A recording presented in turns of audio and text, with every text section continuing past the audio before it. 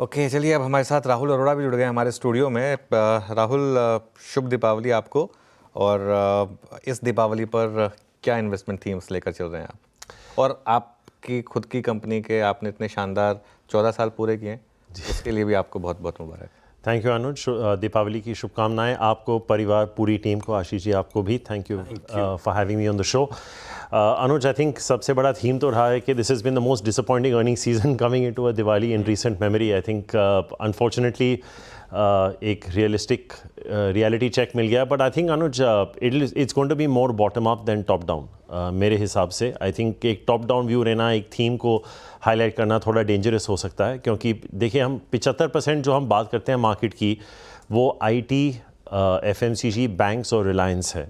IT में आपने देखा results have been in two directions, कोई यूनी डायरेक्शनल नहीं हुआ, कुछ बहुत अच्छे हैं, कुछ ख़राब हैं। रिसेंटली कैपजेमिनी का डाउनग्रेड आया है।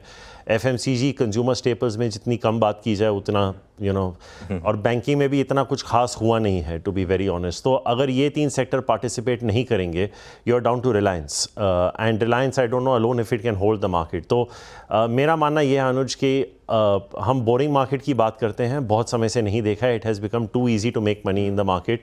7,500 का निफ्टी 26,500 इतनी आसानी से हो गया था। तो मुझे लगता है अनुज कि अगले 1 साल शायद एक बोरिंग मार्केट हो जाएगा। हम एक पिवट पॉइंट पे बैठे हैं 24,000 पे। मुझे लगता है कि ये ब्रॉडली रेंज, अगर चीज़ें बहुत ख़राब चली गई तो 22 के पास चला जाएगा, चीज़ें अच्छी हो गई तो 26 के पास चला जाएगा। बट एक ब्रॉडली एक रेंज बाउंड मार्केट रहेगा। But I would be too scared Anuj, to be very honest, to give you one aggregate theme जो ये अच्छा कर सकता है। लेकिन अगर एक सब थीम की बात करूँ अनुज, तो आई think housing finance could be one very big player in the next 1 year, जहाँ पे मुझे लगता है कि काफ़ी हद तक पैसा बन सकता है। वहाँ पे मुझे लगता है कि वैल्यूएशंस काफ़ी ठीक ठाक हैं, और इंश्योरेंस में भी। तो ये बहुत छोटे छोटे मैं सब सेगमेंट्स की बात कर रहा हूँ, एक बहुत बड़े सेगमेंट की बात नहीं कर रहा, लेकिन ये 2 ऐसी जगहें हैं मुझे लगता है जहाँ पे अगले 1 साल में पैसा बन सकता है। आपने रिलायंस की बात छेड़ी तो एक बात बता दूं, वो जो बोनस शेयर मिले हैं रिलायंस के, वो आज मुहूर्त सेशन से ट्रेड किए जा सकते हैं। वो आपके पास अपडेट्स आ भी गए होंगे। ये संवत जाते जाते ना कई सारे नए नए सरदर्द दे गया। अर्निंग्स अपनी जगह, खैर आइडिया लग रहा था कि अर्निंग्स इस बार एक ही चीज़ है जो सरदर्द कर सकती, कर गई। पर वो चाइना की तरफ कहा जा रहा था फ्लोज चैनलाइज हो रहे हैं, वो जियोपॉलिटिक्स थमने का नाम ही नहीं ले रहे, वो कंसर्न्स, बाकी सब अच्छी अच्छी बातें कर रहे हैं। ये जो नया संवत 2081 में घुस रहे हैं हम लोग, इसके में आपके हिसाब से की हेडविंड्स, दिक्कत, सरदर्द कहाँ से आने वाला है अर्निंग्स के अलावा? और अर्निंग्स एक ही क्वार्टर डिरेल हुई, या डर लग गया है कि यहाँ से डिरेलमेंट थोड़ा लंबा चलेगा? नहीं, देखिए आशीष जी, अगर आप एग्रीगेट कॉर्पोरेट इंडिया पे देखें, पिछले 10 साल से 2 बड़े इवेंट्स रहे हैं जिनकी वजह से अर्निंग्स ग्रोथ आई है। एक मार्जिन एक्सपेंशन जो 2011-12 में स्टोरी चालू हुई थी और 2024 में जाके पीक हुई है। दूसरा, कोविड में सारी कॉर्पोरेट इंडिया की बैलेंस शीट डीलेवरेज हो गई थी, क्योंकि कैपेक्स किसी ने अनाउंस नहीं किया था। जो कैश फ्लो से उन्होंने डेट रिटायर कर दिया, इंटरेस्ट कॉस्ट कम हो गए, तो आपका पैट बढ़ गया। ये दोनों चीज़ I think are behind us. What's going to drive growth from here is only going to be top line growth. और जहाँ तक जैसे सबूत की बात करते हैं हम, जो इस अर्निंग सीजन में हमें सबूत मिला है, उस पर कोई खास विश्वास करना बहुत मुश्किल हो रहा है। आई थिंक जिस तरह की डाउनग्रेड्स, जैसे मैं बात कर रहा हूँ, जैसे सीमेंट में आप उदाहरण के, सीमेंट कंपनीज लॉसेस दे रहे हैं Ashish, you never thought that. अभी डिक्सन टेक्नोलॉजीज़ की बात कर लीजिए, it has beaten expectations by 40%, लेकिन उस दिन स्टॉक 10% नीचे था। तो अब मेरे को ये समझ में नहीं आ रहा है कि बाजार का रुख किस तरफ जा रहा है। अब आपने 1 साल की बात की आशीष जी, अगले 3 महीने ले लेते हैं। लेट्स टॉक अबाउट 1 क्वार्टर, नवंबर, दिसंबर, जनवरी। अगले 3 महीने में एक यूएस इलेक्शन है, महाराष्ट्र स्टेट इलेक्शन है, एक और फेड मीट है, आरबीआई रेट काटेगी कि नहीं काटेगी, और एक यूनियन बजट है। इतने सारी चीज़ें अगले 3 महीने में ही हैं। तो साल का कॉल लेना तो बहुत मुश्किल हो जाता है, क्योंकि इसके चलते, जैसे आपने कहा कि जियोपॉलिटिक्स में क्या हो रहा है हमें पता नहीं। आदत से हो गई, लेकिन हमको उसकी आदत है आशीष भाई। नहीं आशीष भाई, मैं ये मानता हूँ, लेकिन एक्चुअली क्रूड, आपने क्रूड की बात की, actually crude has behaved itself. आप देखिए, अगर आप सोचें कि अगर हम 4 साल पहले बात कर रहे होते हैं और हम कहते हैं कि मिडिल ईस्ट में क्राइसिस होगा जिसमें ईरान इन्वॉल्व है, वगैरह वगैरह इन्वॉल्व है, आप सोचते कि क्रूड 100-120 होता। Crude has actually behaved itself. उसके चलते भारत का जो एक्सटर्नल सेक्टर है बहुत सही है। हमारी रुपी स्टेबल रही है 83-84 के बीच में। फॉरेक्स रिजर्व्स अभी भी ऑल टाइम हाई पे हैं। आपका कैड अंडर कंट्रोल है। हमारा एक्सटर्नल सेक्टर तो कमाल है। That is actually a very positive thing. But एक यही है आशीष जी के टॉप लाइन ग्रोथ की विजिबिलिटी कहाँ से आएगी, क्योंकि इस मार्केट में एक स्टॉक को छोड़ के जो मतलब वो नवाजुद्दीन सिद्दीकी का डायलॉग है ना, कभी कभी लगता है अपुनीश भगवान है, वो ट्रेंड है।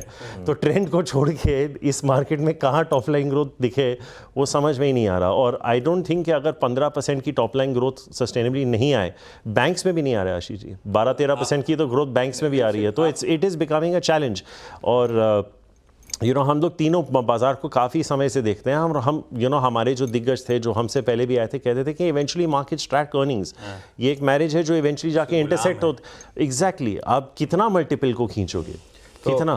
तो राहुल जी, फिर फाइनली एक स्टॉक स्पेसिफिक बात करें, अगर कोई स्टॉक यहाँ पर मैं आपके लिए एक पोर्टफोलियो लाया हूँ। चलिए, बहुत ही अच्छा है। हाँ। तो मैं आपको एक एक सेक्टर से एक एक स्टॉक दूँ, क्योंकि मुझे अनुमान था कि आप ये ज़रूर पूछेंगे। हमारे व्यूअर्स को वही चाहिए। हाँ नहीं, और देखिए अनुज, मैं इस साइड पे भी बैठ चुका हूँ, तो मुझे पता है कि हमारा एक उत्तरदायित्व होता है कि जो हमारे व्यूअर्स होते हैं वो हमसे रूबरू मिल नहीं पाते, तो हम जब उनको रिकमेंडेशन देते हैं हमें बहुत रिस्पॉन्सिबली देना होता है, बहुत तगड़ी रिसर्च के बाद देना पड़ता है। हम गलत जा सकते हैं और गलत गए हैं, लेकिन हमारा इंटेंशन यही होता है कि जब हम कोई भी चीज़ बांटें वो वेल रिसर्च हो। तो उसके चलते आई थिंक अनुज, अगर मैं आपको हर एक सेक्टर से एक छोटे let's start with housing finance, PNB housing finance and housing urban development corporation. I think ये दो स्टॉक्स हैं जो मुझे अच्छे लगते हैं। इंश्योरेंस की मैंने बात की, आईसीआईसीआई प्रू लाइफ। आईटी में अगर आप देखें तो we would look at LTIM, जो हमें काफ़ी अच्छा लगता है। केमिकल्स में I think Galaxy Surfactants and Navin Fluorine. अभी आप दमानी जी से बात कर रहे थे, तो Damani ji has been a long term bull on alcohol stocks. We still like United Spirits. Diwali का माहौल है, ताश और अल्कोहल साथ में जाते हैं, तो एक स्टॉक दे देते हैं। ताश की तो कोई लिस्टेड कंपनी है नहीं, पर I think that hotel companies Anuj अभी भी बहुत अच्छा कर रहे हैं। जो शैले होटल्स हैं अनुज, आई थिंक 280 का जो प्रॉफिट है करोड़, हमारा अनुमान है कि 2027 तक 3 साल में वो 560 करोड़ हो सकता है, तो ट्रिपलिंग ऑफ प्रॉफिट। तो आई थिंक एक शैले होटल्स अच्छा लग रहा है। और कुछ डिफेंस स्टॉक्स में प्राइसेस 40-50% करेक्ट हुए हैं। We can start looking at names like BEML। I think वो एक इंटरेस्टिंग एंट्री पॉइंट आ रही है। और अगर ऑटो कंपोनेंट्स की बात करें तो सुप्रजीत, तो ये काफ़ी नाम है अनुज जहाँ पे हमारी पहली कभी चर्चा नहीं हुई है, और आई थिंक ये मैं बहुत सोच समझ के, मतलब क्या बोलते हैं वो, मैं हिंदी का शब्द उत्तरदायी जो कह रहा हूँ कि ये मुझे लगता है कि इसके आसपास अगर आप बना दें। और एक मुथूट, आई थिंक, क्योंकि गोल्ड की भी काफ़ी चर्चा हुई होगी आपके चैनल पे धनतेरस के दिन। आई थिंक इन 12-15 स्टॉक के बीच में लास्ट स्टॉक की वेट कर रहा था, पूरी टीम बना दी आज राहुल। जाते जाते आपने ट्रेंड की बात छेड़ दी जी। ट्रेंड ने दिए 250% रिटर्न जी। उसके सामने टाइटन फ्लैट एकदम जी। अगला साल टाइटन चलेगा क्या? क्योंकि आप कंजम्पशन वगैरह बहुत पहली नज़र देखते हैं। जी। नहीं, देखिए एक ऐसा भी है आशीष जी के even the leader sometimes has to give weight to other people. ये हमने एशियन पेंट्स में भी देखा है, डीमार्ट में भी देखा है, क्योंकि आपने कंजम्पशन की बात की।